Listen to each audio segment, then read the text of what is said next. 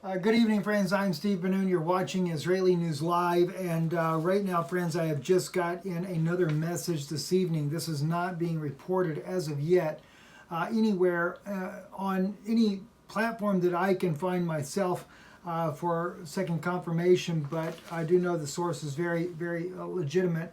The United States, in retaliation for the strike that was done earlier, this right here, according to the Al Jazeera report here, retaliatory air raids hit Iraqi targets after attack on U.S. troops. Iraqi airport under construction in the city of Karbala reported among the locations targeted by the United States. That's the article there from Al Jazeera, where it said the United States launched air raids in Iraq late on Thursday. U.S. officials said targeting 4 locations of the Iranian-backed Shia militia members believed to be responsible for an earlier rocket attack that killed and wounded an American and British troops at a base north of Baghdad. Now, this is what U.S. is admitting. They did target 4 different locations. They are saying that these are Iranian-backed Shia militias, but it just so happens that I got the report in that they have, U.S. Airport has not only attacked the bases of the popular movement, but also it did attack the positions where the Iraqi Special Forces were stationed and invited, of course, these are the people that were invited. I can't pull that up, sorry about that. These were the very forces that were trained by U.S. officials there. I realized I only printed part of a page that I needed there. Let me pull this up for you guys there. So just give me one moment here. I think I have this. Yeah, I do know where I have it at. So give me one moment here, and I can share that information with you.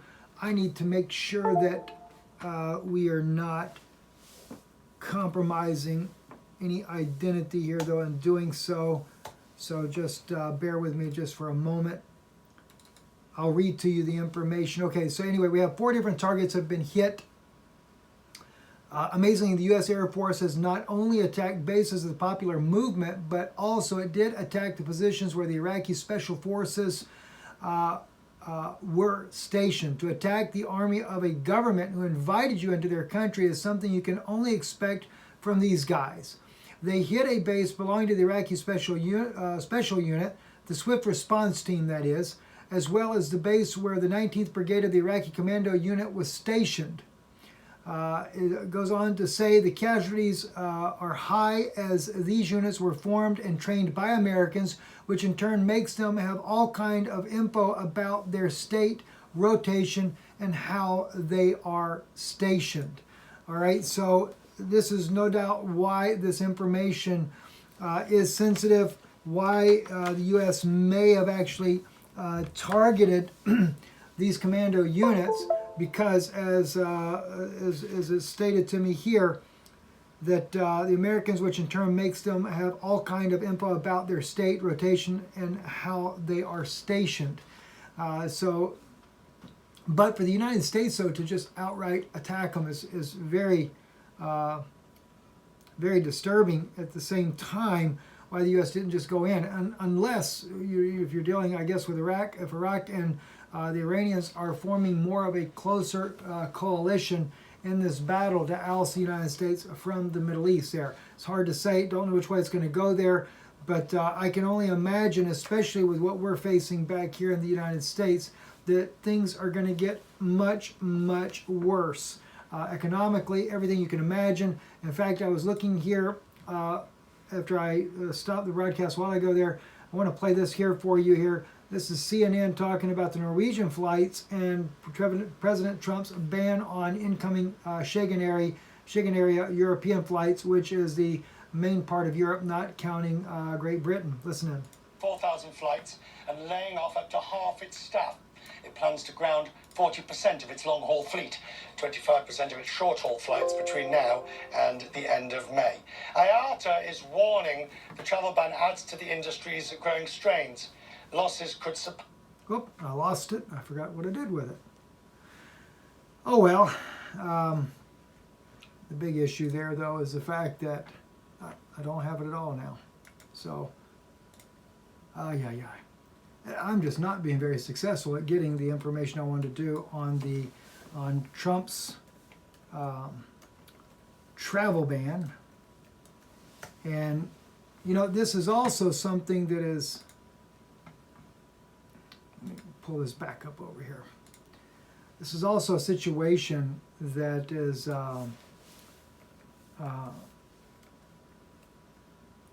something that Trump is looking to do even here in the United States.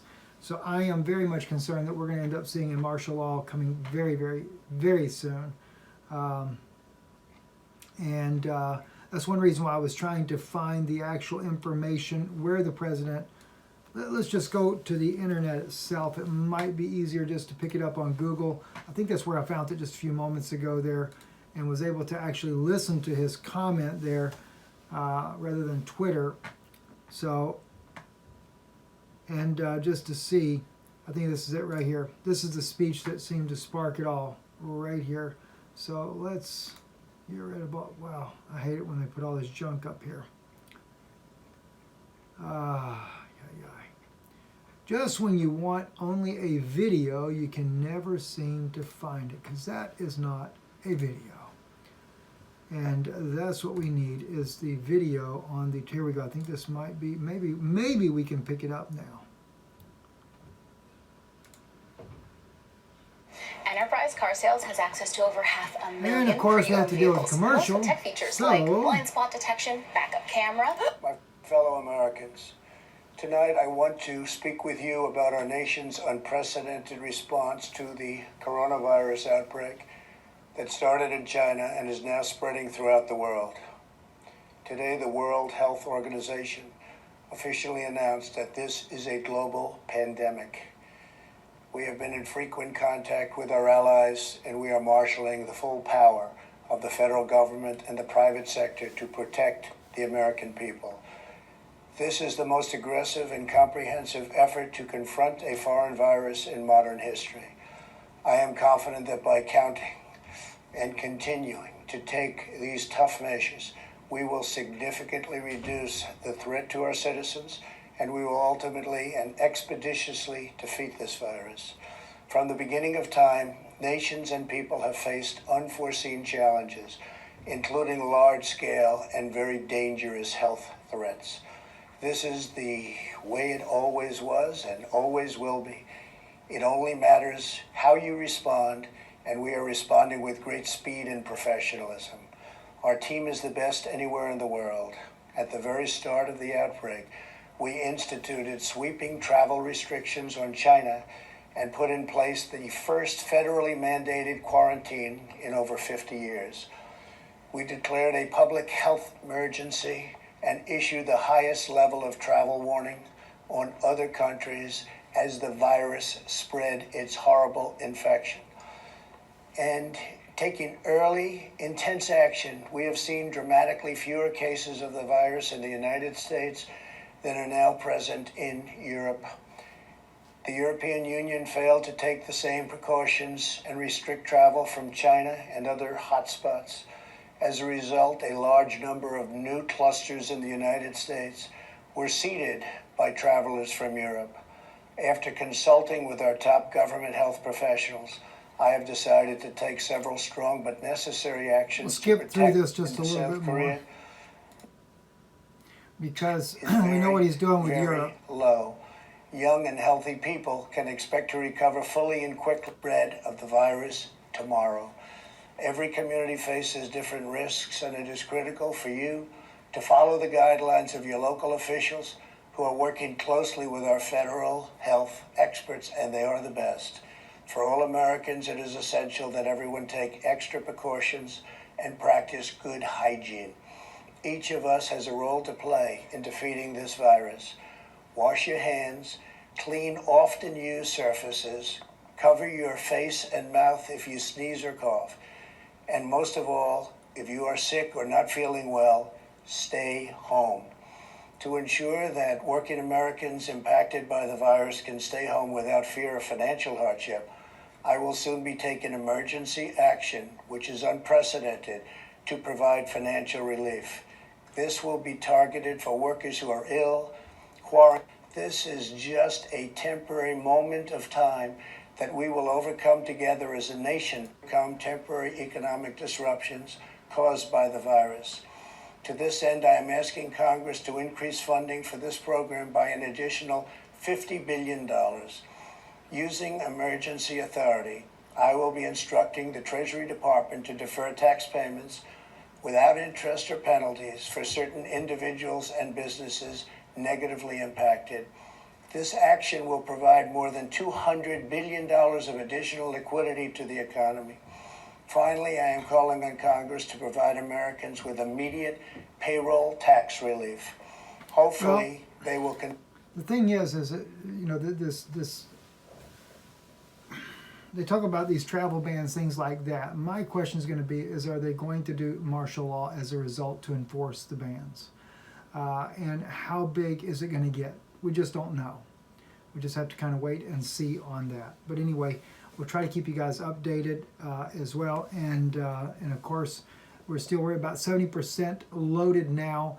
Even once we're at 100% loaded for our Patreon video, it'll still take a little bit more time. So I would expect around about an hour from now. It is now 10:30 p.m., roughly 10:30 p.m. And so hopefully around 11:30 Eastern time, we should have the Patreon message up for you to be able to see. I'm Steve Benoon. You're watching Israeli News Live. Erev Tov.